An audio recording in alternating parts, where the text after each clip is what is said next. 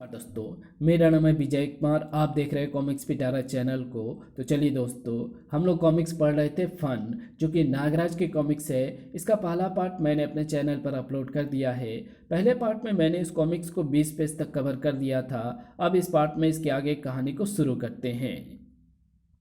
बाहर निकलते ही कालदूत और बिसर्पी दोनों ही स्तब्ध रह गए।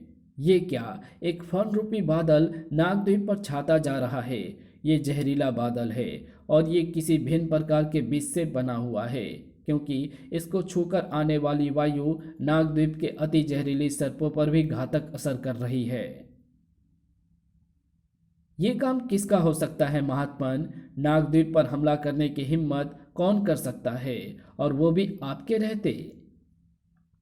इस प्रकार की शक्ति वाले नागों को मैं जानता हूं, पर वे नागद्वीप पर हमला क्यों कर रहे हैं? खैर, सबसे पहले तो इस विषैले फन घन को नुकसान पहुंचाने से रोकना होगा।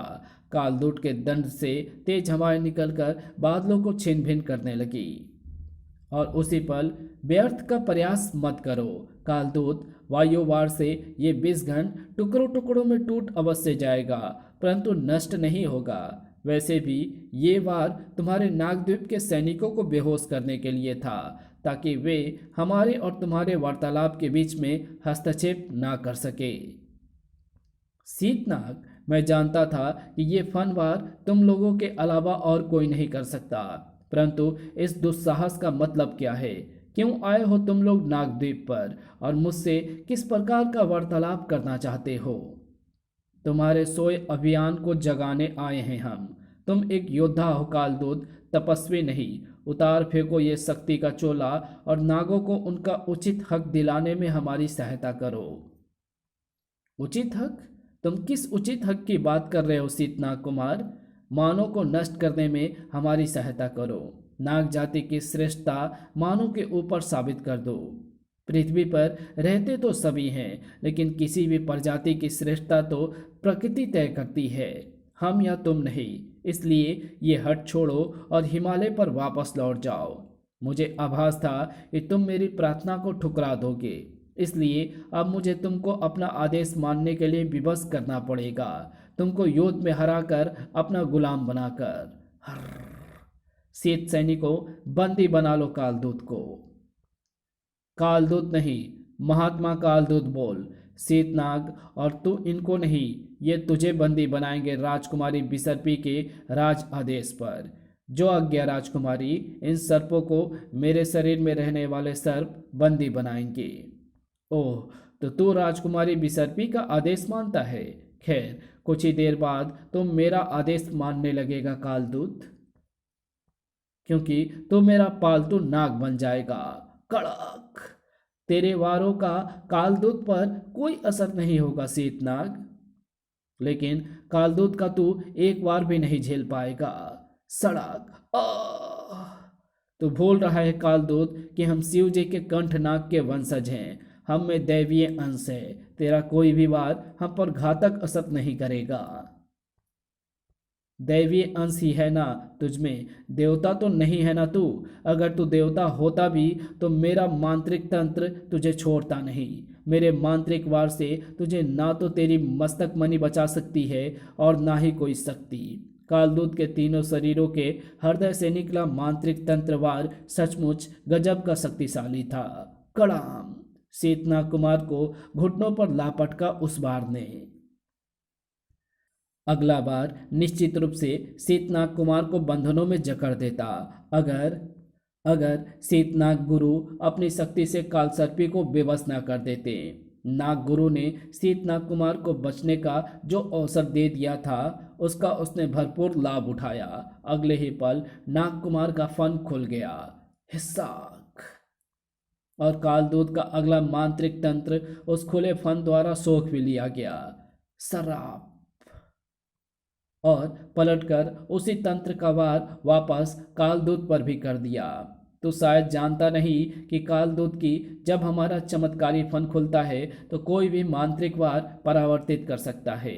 हमारी मुख्य ताकत हमारा फन है, और जब इसका अपना वार होता है तो उससे कोई नहीं बच सकता।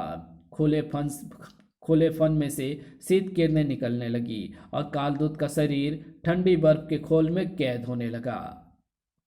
और धीरे धीरे कालदूत के शरीर पर जम रही बर्फ की परत मोटी होने लगी। ओह, इस शक्ति के बारे में तो मैं भूल ही गया था। शायद इसलिए क्योंकि शीत सर्पों में ये शक्ति केवल शीतनाग कुमार के पास ही है। पर अब मैं क्या करूं? इस बर्फीले कवच में ना तो मैं तंत्र चलाने के लिए मंत्रों का उच्चारण कर सकता हूं और ना ही हाथों से तंत्रवार कर सकता हूं। दम दम भी घुटता जा रहा है। इधर कालदूत शीतनागों से पराजित होने की कगार पर खड़ा हुआ था और उधर नागद्वीप की तरफ बढ़ता नागराज अभी भी नागद्वीप से काफी दूर था। महात्मा कालदूत ने आखिर मुझे बुलाया क्यों है? ऐसी क्या गंभीर समस्या सामने आ गई है जिसमें मेरे सहयोग की आवश्यकता आ पड़ी है? वैसे महात्मा कालदूत ज्यादा परेशान नहीं थे, बल्कि प्रसन्न चित्त ही लग रहे थे। नागराज ये नहीं जानता था कि उस समय से इस समय तक परिस्थिति काफी बदल चुकी है। मेरे रहते आप कभी पराजित नहीं हो सकते महात्मा कालदूत। मैं गुफा के अंदर से ये जलती मसाल ले आई हूँ आप पर जमी बर्फ को पिघलाने के लिए। वैसे भी नागराज अब यहाँ आता ही होगा। उसके यहाँ पर आने के बाद ये दुष्ट यहाँ से बचकर कभी नहीं जा पाएंगे। नागराज, वो तो महानगर में रहता है और वो नागद्वीप क्यों आ रहा है? नागद्वीप से उसका क्या संबंध है? इसका जवाब मैं देता हूं शीतनाग गुरु। नागराज का संबंध नागद्वीप से जन्म के समय से है। वैसे भी वो कुमारी बिसर्पी का होने वाला पति है। इन दोनों नातों से उसका संबंध नागद्वीप से जन्म जन्मांतर का हो गया है। परंतु तुमको परास्त करने के लिए मुझे नागराज की सहायता की आवश्यकता नहीं है। अब तक मैं तुम लोगों से महात्मा कालदूत की तरह पेश आ रहा था, पर अब मैं योद्धा कालदूत की तरह पेश आऊंगा। कालदूत के दंड का भीषण वार खाकर शीतनाग कुमार कई कदम पीछे जा गिरा। अगर उनमें दैवीय शक्तियों का अंश नहीं होता तो ये वार निश्चित रूप से शीतनाग कुमार की जान ले लेता, परंतु इस वार से वो सिर्फ थोड़ा सा घायल हुआ और उसने संभल कर फिर से कालदूत पर घातक प्रहार कर दिया। नागकुमार कालदूत को हराकर अपना सेवक कभी नहीं बना पाएगा, परंतु मेरे दिमाग में एक दूसरा रास्ता आ रहा है। कालदूत को गुलाम बनाने की कोशिश करने से अच्छा है कि कुमारी बिसर्पी को गुलाम बना लिया जाए, क्योंकि कालदूत स्वयं उसी का आदेश मानने को मजबूर है। अगले ही पल शीतनाग गुरु बिसर्पी की तरफ लपक गया।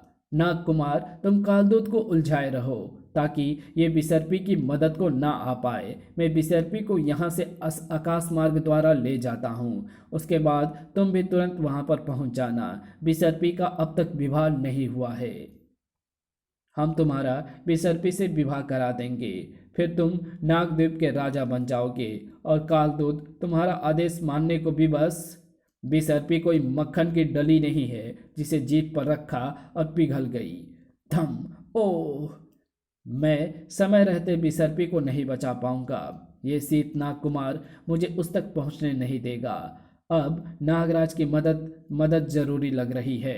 मानसिक संपर्क बनाकर देखता हूँ नागराज कहाँ पर है। ओह, नागराज है तो पास में ही है, फिर भी उसे थोड़ा सा वक्त लग जाएगा। एक ही रास्ता है, अपनी शक्ति का प्रयोग करके बिसर्पी को नागराज के पास भेज देता हूँ। नागद्वीप का आधा रास्ता तय कर चुका नागराज एकाएक चौंक उठा। अरे, महात्मा कालदूत का मानसिक संदेश आ रहा है। वे बिसर्पी को योग शक्ति द्वारा मेरे पास भेज रहे हैं, पर क्यों? महात्मा कालदूत काफी उग्र लग रहे थे। कारण बताने से पहले ही मानसिक संपर्क तोड़ दिया। महात्मा कालदूत द्वारा मानसिक संपर्क तोड़ने का कारण यही था कि उनके पास अब और समय नहीं था। बिसर्पी शीतनाग गुरु से तो बच गई, लेकिन एक शीतनाग मेरे सर्प सैनिक को परास्त करके बिसर्पी की तरफ लपक रहा है। बिसर्पी, इस सैनिक को दूर फेंको। मैं तुमको नागराज के पास प्रेषित करने जा रहा हूं। ताड़। नहीं, रोको इसको। शीतनाग गुरु बौखलाने के अलावा कुछ नहीं कर पाया। बिसर्पी का शरीर सूक्ष्म कणों में बदलकर दूर प्रेषित होना शुरू हो गया। नागगुरु का आदेश मिलते ही शीतनाग सैनिक विसर्पी की तरफ लपक पड़ा और योग किरणों के घेरे में आकर खुद भी विसर्पी के साथ ही कणों में बदलकर दूर प्रेषित होने लगा। ओह, ये क्या हो गया? और नागराज की सर्प नौका में एक आश्चर्यजनक दृश्य आकार लेने लगा। नागद्वीप में अब यहाँ पर रुकने का कोई अर्थ नहीं है कुमार, हमको विसर्पी के पीछे जाना होगा। तुम उड़ नहीं सकते, इसलिए मैं तुमको अपनी शक्ति से ले चलता हूँ। जाओ जाओ, लेकिन वहां जाने से पहले 100 बार सोच लेना, वहां पर नागराज होगा। नागराज से एक बार शीतनाग टकरा चुके थे। अब ये दोबारा ये खतरा फिलहाल मोल लेना नहीं चाहते थे। अब हमको क्या करना चाहिए नागगुरु? फिर फिलहाल दूर से ही सारा माजरा देखना होगा। जो मानो नाग हलाहलकंड का नामो निशान मिटा दे, उसके सामने अभी जाना बुद्धिमानी नहीं है। हम भी जो योजना बनाएंगे सोच समझ कर ही बनाएंगे। नागगुरु का निर्णय सचमुच बुद्धिमानी भरा था, क्योंकि नागराज विसर्पी पर मंडरा रहे खतरे को देखकर रौद्र रूप में आ गया था। मुझे ये तो पता नहीं कि तू कौन है और विसर्पी से क्या चाहता है, पर इतना मैं जरूर समझ गया हूँ कि तू वही खतरा है जिसके कारण महात्मा कालदूत को ये कदम उठाने पर विवश होना पड़ा। ये शीतनाग है नागराज, और ये महात्मा कालदूत के हाथों मानव का विनाश करवाना चाहते हैं, और महात्मा कालदूत को ऐसा करने के लिए ये मुझसे विवाह करके विवश करेंगे। ओह, तब तो इस फनियल की खाली खोपड़ी में कुछ बुद्धि भरनी ही पड़ेगी। मेरे और इस लड़की के बीच में मत पड़ नागराज, वरना मुझे तो तू कोई नुकसान नहीं पहुंचा पाएगा, पर अपनी जान से जरूर हाथ धो बैठेगा। साईं, ये धमकी मैं हफ्ते में कम से कम 2 बार तो सुन ही लेता हूँ, पर आज तक कोई भी इस धमकी को सार्थक नहीं कर दिखा पाया, जबकि मैंने हर बार ऐसी धमके वाले की खूब पिटाई भी की है। जानते हो कैसे? पहले मैं सर्प सेना से उसके हाथ पांव बांध देता हूँ, फिर उसकी पिटाई करता हूँ। तड़ाक! आह! तेरे सर्प बंधन सचमुच मजबूत है नागराज, इनको खोलने में मुझे समय लगेगा, पर फिर भी तेरा कोई भी वार मुझे नुकसान नहीं पहुंचा पाएगा। यही बात मुझसे थोड़ी देर पहले एक और सर्प मानव ने कही थी। हलाहलकंठ नाम था उसका। कहीं तुम दोनों का आपस में कोई संबंध तो नहीं है? है नागराज, है। वो भी हमारी जाति का ही एक नाग योद्धा था, शीत नाग योद्धा। मैं जानता हूं कि वो तेरे ही हाथों मारा गया है। मैं तुझे उस हत्या की सजा भी दूंगा। शीतनाग, ये नाम तो मैंने पहले कभी नहीं सुना। पहले महानगर पर हमला और फिर नागद्वीप पर। क्या चाहते हो तुम लोग? क्या योजना है तुम्हारी? बताओ, वरना मेरी तीव्र विस्फुंकार तुम्हारे प्राण हर लेगी। फू! आह! महाघातक है तेरी विस्फुंकार। ये मुझे मार तो नहीं सकती, पर बेहोश जरूर कर सकती है। तुझसे निपटने के लिए अपनी शक्तियों का प्रयोग करना होगा। तड़ाक! विस्फुंकार का असर होते देखकर नागराज थोड़ा असावधान हो गया था, और ये असावधानी उसे काफी महंगी पड़ी। तूने मुझसे पानी के पास उलझकर बहुत गलती की है नागराज। मैं अपने राजकुमार शीतनाग कुमार की तरह शीत तरंगे तो नहीं छोड़ सकता, लेकिन अपने स्पर्श से पानी को जमा जरूर सकता हूँ। समुद्र की सतह कई योजन तक बर्फ की 3 कदम मोटी परत से ढक जाएगी, और तू ठंड से और दम घुटने से प्राण त्याग देगा। आह! ये सच कह रहा है। मैं बर्फ की इस मोटी परत को तोड़ नहीं सकता, पर इतनी देर में ये शीतनाग भी विसर्पी को लेकर कहीं नहीं जा पाएगा, क्योंकि सर्प नौका के चारों तरफ बर्फ है। सर्प नौका बनाने वाले मेरे सर्पों पर ठंड का असर शायद इसलिए नहीं हो रहा है क्योंकि वे शीतनाग के संपर्क में हैं, लेकिन मुझ पर इस ठंड ठंड हो रहे पानी का हल्का हल्का असर जरूर हो रहा है। अगर मैंने जल्दी से बाहर निकलने का रास्ता नहीं ढूंढा तो ये कहना मुश्किल है कि मेरी मौत ठंड से होगी या दम घुटने से। ये बर्फ की सतह चारों तरफ इतनी दूर दूर तक फैली हुई है कि इसके छोर तक मैं समय रहते पहुंच ही नहीं पाऊंगा, और जिस बर्फ को मैं तोड़ तक नहीं पा रहा हूं उसमें अपने शरीर के साइज का छेद बनाने में तो मेरी पूरी जिंदगी ही लग जाएगी। पूरी जिंदगी जो अगर बसती तो सालों की होती, पर अब तो एक मिनट, बाहर निकलने का एक रास्ता है। इसके लिए मुझे अपने बेल्ट में लगे इस धातु के सांप को निकालना होगा और इसको ड्रिल की शक्ल में मोड़कर इस बर्फ में एक छेद करना होगा और फिर इसके नीचे से सीधा करके बर्फ के आर पार निकाल देना है। फिर इसके पहले कि बर्फ में हुआ छेद तेजी से बंद हो जाए, मैं उससे भी ज़्यादा तेजी से अपने शरीर को इच्छाधारी कणों में बदलकर इस छेद के पार निकल जाऊंगा। नागराज पर नजर जमाए हुए शीतनाग एकाएक चौंक उठा। अरे, कहाँ गया नागराज? अभी अभी तो नुकीली धातु से बर्फ खोदकर मौत से बचने की आखिरी कोशिश कर रहा था, अचानक कहाँ गायब हो गया? मैं यहाँ पर हूँ दुष्ट शीतनाग, और अब तुम मुझे बताएगा कि तुम लोगों का इरादा क्या है, वरना अपनी जान गंवाएगा। तड़ाक! ऊपर से ये दृश्य देख रहे शीतनाग गुरु की भौं पर परेशानी वाले बल पड़ गए। अनर्थ होने जा रहा है नागकुमार। शीतनाग नागराज से जीत नहीं पाएगा। नागराज अगर बिसर्पी को अपने साथ ले गया तो तुम उसे फिर कभी नहीं पा पाओगे। अब हमको क्या करना चाहिए नाग गुरु? अपने मणि का प्रयोग करो। हालांकि इसके चले जाने से हमारी पूरी जाति की शक्ति छीन हो जाएगी, परंतु फिर भी हम लाभ में ही रहेंगे।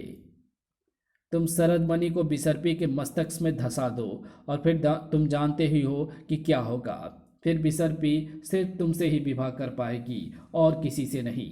मैं समझ गया नाग गुरु। ये देखिए मेरा शरद मणि का सटीक वार। मणि बिसर्पी के मस्तक की तरफ बढ़ चली, वहां पर जहां नागराज शीतनाग को अपने तीव्र विस्फुंकार से बेहोशी की दुनिया में पहुंचा चुका था। अब हम इसको नागद्वीप लेकर चलते हैं बिसर्पी, जहां महात्मा कालदूत अपनी योग माया के द्वारा इसके मस्तिष्क को पढ़ लेंगे। तुम्हारा विचार उत्तम है नागराज। वैसे भी तुम तो फू नागद्वीप ही आ रहे। ओह, ये क्या? ठप! ये मणि आकाश से आई है बिसर्पी। ऊपर नजर उठाते ही नागराज चौंक उठा। अरे, दो नाग आकाश में मंडरा रहे हैं। जरूर ये तुम्हारा ही पीछा कर रहे हैं बिसर्पी। मैं फिलहाल इनसे भिड़ना नहीं चाहता, परंतु तुमको किसी सुरक्षित स्थान पर पहले पहुंचा दूं, फिर इनसे निपटूंगा। बर्फ टूट रही है। शीतनाग के बेहोश होने के साथ ही बर्फ जम नहीं पा रही है। हम सर्प नौका द्वारा यहाँ से जा सकते हैं, परंतु अब हम नागद्वीप नहीं जाएंगे क्योंकि हम महानगर के ज़्यादा पास हैं। मैं तुमको महानगर ले चलता हूँ। जल्दी करो नागराज। ये दोनों नाग शीतनाग गुरु और नाग कुमार हैं और इस मणि के कारण मेरे शरीर में अजीब सी हलचल हो रही है। ऐसा लग रहा है जैसे मेरे शरीर में कुछ बदलाव आ रहा है। इस मणि के कारण ही ऐसा हो रहा है बिसर्पी। इसको अपने माथे से नोच कर फेंक दो। बिसर्पी ने अपने माथे से शरद मणि को नोच फेंकना चाहा, परंतु जरा सी खींचते ही खुद दर्द से तड़प उठी। मैं इसको नोच नहीं पा रही हूँ नागराज। इसके एक सूत बाहर खींचते ही मुझे ऐसा लगा जैसे इसके साथ साथ मेरी जान भी बाहर निकल रही हो। तुम्हारे हाथों को क्या हो रहा है बिसर्पी? ये तो शीतनाग की तरह हो रहे हैं। मैं तुमको महानगर में स्नेक पार्क ले चलता हूँ। वहाँ की रिसर्च टीम ज़रूर इस समस्या का इलाज ढूंढ लेगी, वरना हम महात्मा कालदूत से संपर्क करेंगे। बेकार की कोशिशें मत करो नागराज। ये शरद मणि है, ना तो इसके असर को समाप्त किया जा सकता है और ना ही हमारे अलावा और कोई इसे बिसर्पी के मस्तक से निकाल सकता है। अगर बिसर्पी को बचाना चाहते हो तो उसको हमारे हवाले कर दो, वरना बिसर्पी की वो हालत हो जाएगी जिसे देखकर तुम ना तो जिंदा रह सकोगे और ना ही मर सकोगे। स्वप्न देखना छोड़ दो शीतनाग कुमार। नागराज जब तक जिंदा है तुम बिसर्पी को छू भी नहीं सकते। महानगर में भारती बेचैन हो रही थी। क्या बात है भारती? मुझे आभास हो रहा है कि तुम कुछ बेचैन हो। नागराज सुबह से ही निकला हुआ है और अभी तक वापस नहीं आया। पहले एक विचित्र नाग प्राणी से उसकी लड़ाई हुई। नाग प्राणी तो नष्ट हो गया, परंतु नागराज वापस आने के बजाय ना जाने कहाँ चला गया। मुझसे कोई संपर्क भी नहीं किया उसने। ऐसा तो अक्सर होता है भारती। अपराधियों और दुष्टों से समाज को बचाने का काम तुम्हारी तरह किसी कार्यालय का काम नहीं है जो 10 बजे से 6 बजे तक होता है। इसमें ना तो दिन देखा जाता है और ना ही रात। नागराज तो पहले भी कई कई दिनों तक बाहर रह चुका है, बिना किसी संपर्क के। आज ऐसा क्या हो गया है कि तुम इतने चिंतित हो उठी हो? वो बाबा, दरअसल आज सुबह मैंने नागराज से क्या कह दिया था तुमने आज सुबह नागराज से? इससे पहले कि भारती को ये बताने के लिए मजबूर हो जाना पड़ता कि उसने नागराज से प्यार का इजहार किया था, नागराज ने खुद ही उसको इस दुविधा से बचा लिया। नागराज, आ गए तुम? पर तुम्हारे साथ ये कौन है? ये मेरी एक बहुत अनमोल मित्र है, भारती। और इस वक्त इनकी जो हालत है उसमें इनको तुम्हारी सेवा शुश्रूष और इस वक्त इनकी जो हालत है उसमें इनको तुम्हारी सेवा शुश्रूषा की आवश्यकता है। ये इनका असली रूप नहीं है। इनका असली रूप देखकर तो चांद भी शर्मा जाता है। खैर, ये सब छोड़ो, इनकी जान खतरे में है। जिन नाग प्राणियों ने इनके मस्तक में मणि धंसाकर इनका रूप उनके जैसा बना दिया है, वे नाग प्राणी इनका अपहरण करना चाहते हैं। मैं उनके पीछे जा रहा हूँ। तब तक तुमको इस बात का ख्याल रखना है कि वे नाग प्राणी धोखे से इन तक ना पहुँच पाए। एक बार मैं उन नागों से निपट लूँ, फिर इनके इलाज के लिए कुछ लोगों से संपर्क करूँगा। इनके इनके कहे जा रहे हो नागराज? आखिर इस लड़के का कोई नाम भी तो होगा। इनका नाम बिसर्पी है दादाजी। बिसर्पी? ओह, तुम निश्चिंत होकर जाओ नागराज। बिसर्पी को कोई छू तो क्या, देख भी नहीं सकेगा। मत भूलो कि ये भवन कई तिलस्मी यंत्रों और तंत्रों से युक्त है। इसको मैंने यानी तिलस्मी राज वेदाचार्य ने बनाया है। मैं इसकी सारी खूबियाँ जानता हूँ। नागराज का पीछा कर रहे शीतनाग गुरु और नाग कुमार ये सारा घटनाक्रम देख रहे थे। नागराज बिसर्पी को लेकर इसी इमारत में गया है। यही मौका है बिसर्पी को हथियाने का। बेसब्री मत दिखाओ नाग कुमार। मत भूलो कि ये काम हम समुद्र में भी कर सकते थे, पर हम नागराज से फिलहाल टकराना नहीं चाहते। आप मेरी हर बात को गलत साबित करते हैं। बताइए, अब क्या करें? नागराज को मजबूर करना होगा। उसे महानगर से बहुत प्यार लगता है। अगर उसे महानगर और बिसर्पे में से किसी एक को चुनना पड़ा तो वो क्या करेगा? इस कहानी को यहीं समाप्त करते हैं। इसके आगे कहानी पढ़ेंगे इसके पार्ट 3 में। तो मिलते हैं इसके तीसरे पार्ट में। तब तक के लिए बाय।